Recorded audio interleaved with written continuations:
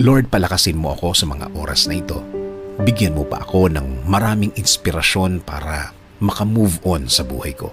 Ako ngayon, Lord, ay nakalubog sa isang problema na hindi ko lubos maisip kung bakit dumating sa aking buhay ito.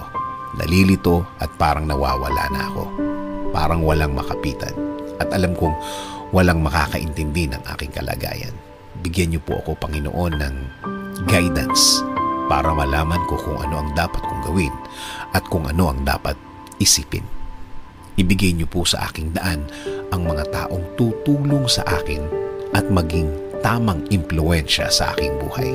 Taong nakareceive na din ng inyong pagpapala at ng inyong guidance at patuloy na nabubuhay ng tama na ayon sa inyong kalooban, Panginoon.